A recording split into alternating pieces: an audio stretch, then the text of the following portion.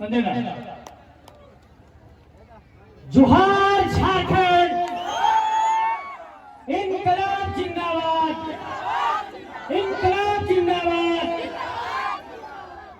पेटरवार की इस धरती को झारखंडी जोहार करता हूँ, नमन करता हूँ, प्रणाम करता हूँ। और इस इलाके के तमाम माताएं बहनें जो यहाँ पर पहुंची है, हमारे भाई बहन, ये तमाम लोग जितने लोग भी पहुंचे हैं, उन सबको मेरा प्रणाम है, मेरा जोहार है। जयराम भाई ने बहुत लंबे समय तक अपनी बातों को रखा, मैं बहुत ध्यान से सुन रहा था। और इस आंदोलन के प्रारंभ से ही, जब से ये आंदोलन की शुरुआत हुई है, इससे मैं जुड़ा रहा हूँ। एक बात मैं ये कहना चाहता हूँ कि अगर पेटरवार के लोगों की ये जमीन यहाँ पर जा रही है, अगर हाईवे का चौड़ीकरण हो रहा है, और जिस आर्टिकल, जिस कॉन्स्टिट्यूशन के जिस आर्टिकल अनुच्छेद का जो जिक्र किया जयराम भाई ने, मैं ये मानता हूं कि अगर जमीन हमारी है तो फैसला हमारा होगा, जमीन हमारी है तो डर हमारा होगा, जमीन हमारी है तो निर्णय हम लेंगे। ये अब नहीं चलेगा कि जमीन हमारी है और रेट कोई और तय करेगा। एक बात इस पर समझिए, मैं इस पर कुछ नीतिगत बात आपको समझाने की कोशिश कर रहा हूं। इसको समझिएगा कि किस तरीके से इस पर एक तरीके से आप लोगों को सिकंजे में कसने की कोशिश की जाती है। जब कोई हाईवे बनना होता है तो national highway authority of India, जिसको राष्ट्रीय राजमार्ग प्राधिकरण कहते हैं, वो यहाँ से रिपोर्ट भेजती है। उसकी यूनिट स्टेट में है, यहाँ पर राज्य में उसकी इकाई रहती है। वो उसका प्रपोजल भेजती है कि हम यहाँ से हाईवे बनाना चाहते हैं, यहाँ पर जमीन चाहिए।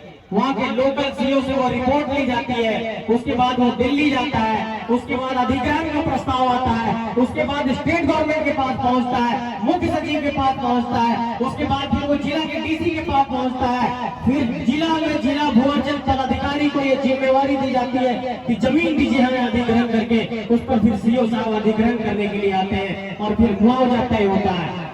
लेकिन ये समझना होगा कि अगर झारखंड की धरती पर किसी का जमीन अधिग्रहण किया जा रहा है, चाहे जिस तरीके से चांडिल डैम की बात की गई, डीवीसी की बात की गई, एचईसी की बात की गई, वेदांता की बात की गई, उन तमाम कंपनियों की बात की गई, आखिर इस अधिग्रहण में हमें क्या मिला है, हमें हमारे जमीन के बाद क्या मिला है, इस बात पर भी सोचने की जरूरत है।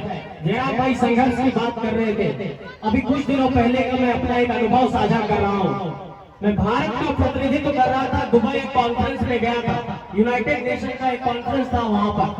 वहां पर इजराइल और फिलिस्तीन के संघर्ष के बारे में चर्चा हो रही थी। उस वक्त मेरे जहन में ये सवाल उठा कि जो ये भीड़ यहाँ पर संघर्ष कर रही है, वो हमारा भी संघर्ष छोटा नहीं है, हमारा भी संघर्ष एक वैश्विक स्तर पर ये गूंजना चाहिए कि हम क्यों इतना संघर्ष कर रहे हैं, क्यों हम सड़कों पर उतर रहे हैं, क्यों हम अपने हक की मांग कर रहे हैं। इस बात पर भी गौर करना होगा। और उन तमाम लोगों को, चाहे वो अफसर हो, ऑफिसर हो, डीसी हो, एसपी हो, इस बात पर उनको गौर करना होगा कि जो हमारी सांस्कृतिक मौलिकता की बात है, जो भाषा की बात है, जिस भाषा के लिए हम लड़ रहे हैं, जिस अपने कल्चर के लिए लड़ रहे हैं, जिस संस्कृति के लिए लड़ रहे हैं, जिस हम अपने वातावरण को बनाए रखने के लिए लड़ रहे हैं, ये लड़ाई की भावना को समझना पड़ेगा। और पिछले एक बरस से झारखंड के तमाम इलाकों में आंदोलन चल रहा है। इस आंदोलन पर सरकार को भी गंभीरता बरतने की जरूरत है। लेकिन एक बात मैं ये कहना चाहूंगा कि हर जो आंदोलन होता है वो काल और परिस्थितियों के अनुसार होता है।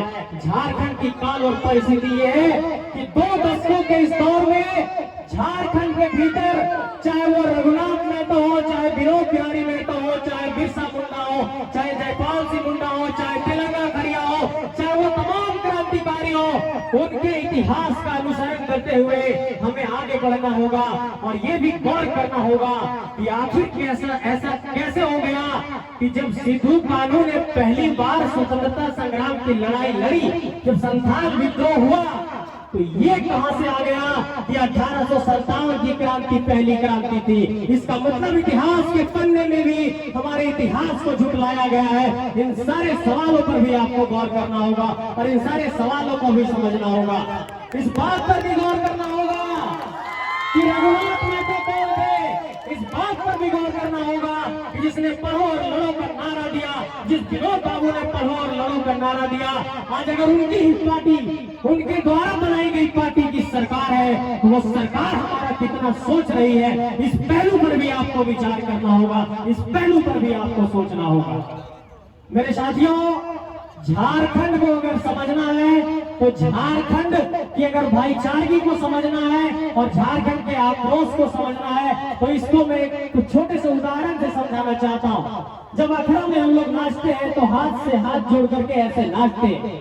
ये संदेश देता है कि हम मिलजुल करके रहने वाले लोग हैं, प्यार मोहब्बत से रहने वाले लोग हैं और हम भाईचारे को पसंद करते हैं, प्रेम और सद्भाव को पसंद करते हैं। लेकिन जब हमें ललकारा जाएगा, जब हमें गुस्सा दिलाया जाएगा, जब बार बार हमारे अधिकारों का हनन किया जाएगा तो इसी माटी से भगत सिंह भी पैदा होगा और इसी माटी से बिरसा मुंडा पैदा होगा, इसी माटी से नया विनोद बिहारी महतो पैदा होगा, इसी माटी से पैदा होगा और इस माटी से जब जयराम महतो जैसा भाई पैदा हो सकता है तो ऐसे कई और भाई पैदा होंगे। इसलिए सरकार को, सियासत को, राजनीतिक सत्ता को, नौकरशाही को इस बात का अब अंदेशा हो गया है कि झारखंड के नौजवान जाग गए हैं, वो पढ़ने लिखने लग गए हैं। अरे हम महतो लोग हैं, मुंडा लोग हैं, आदिवासी लोग हैं, गरीब गुरबे लोग हैं, तो ये समझने की कोशिश नहीं करिए कि हमें संविधान नहीं आता है और हम संविधान नहीं जानते हैं, हम मौलिक अधिकार नहीं जानते हैं, हम कॉन्स्टिट्यूशन को नहीं पढ़े हैं। और ये जो हीन भावना लोगों ने रखी है कि अरे ये झारखंडी लोग हैं, चंद पैसे में मिल जाएंगे,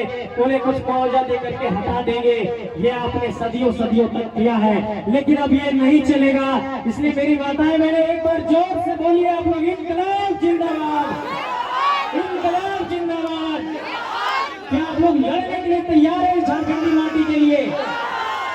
लेकिन एक बात और कहना चाहूंगा कि कई बार हमारे भाई को मैंने सुना कि वो मार्टिन लूथर का जिक्र करते हैं, नेल्सन मंडेला का जिक्र करते हैं, गांधी का जिक्र करते हैं, भगत सिंह का जिक्र करते हैं।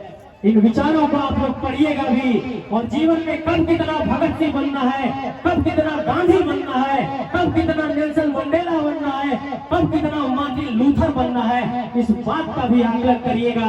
हम लोग हमेशा गुस्से में रहेंगे, हमेशा आक्रोश में रहेंगे तो हो सकता है उसका कोई फायदा उठा ले।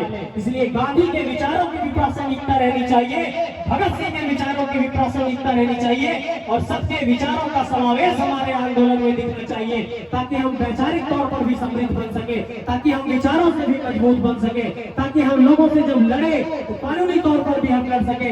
इन सारे सवालों पर भी गौर करिएगा। और एक छोटी बात और कहना चाहूंगा कि हम लोग लगातार कहते हैं कि हमें नौकरी नहीं मिल रही है, नौकरी के लिए हम लोग यहाँ पर लड़ रहे हैं, यहाँ पर परीक्षाएं हो रही हैं तो बार बार परीक्षाओं का परिणाम कैंसिल हो जा रहा है। ऐसी बहुत सारी परिस्थितियां हैं, लेकिन कुछ छोटी छोटी बातें हैं जिस पर गौर करना होगा।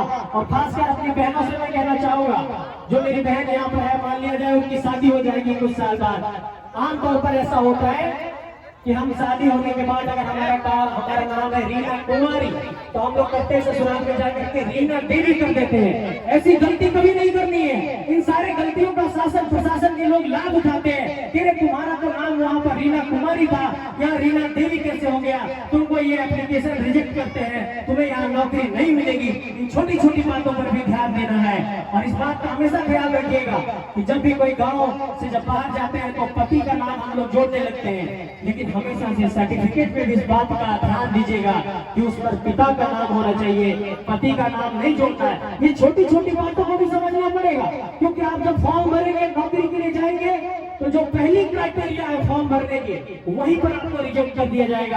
आप परीक्षा दे ही नहीं पाएंगे, कंपटीशन में जा ही नहीं पाएंगे, तो आप परीक्षा पास कैसे करेंगे? इन सब कारणों से भी हम लोग पिछड़ रहे हैं। इन सारे सवालों पर भी आपको सोचना पड़ेगा।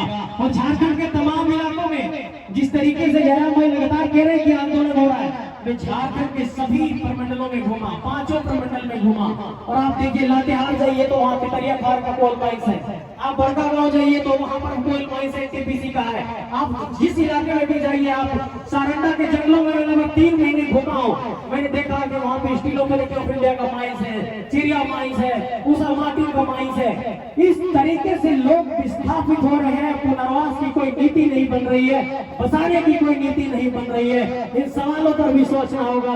सारंडा के जंगलों में जब गया तो मुझे रोना आ गया। वहाँ हर एक बच्चा, एक रिपोर्ट कहती है कि लगभग 95% बच्चे वहाँ पर कुपोषित हैं। ये बच्चे कौन हैं? हमारे आपके घर के लोग हैं, उनको खाने को 2 जून की रोटी नहीं मिल रही है और यहाँ पर अरबों खरबों का खेल हो रहा है।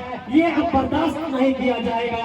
बर्दाश्त सीमा गुजर चुकी है, अब लड़ाई लड़ने का वक्त आ गया है। लेकिन मैं फिर से यही कहूंगा कि ये लड़ाई हम विचारों से लड़ेंगे, जोश खरोश के साथ लड़ेंगे। और एक बात और, हर बार जब कभी आंदोलन होता है तो पुलिस और प्रशासन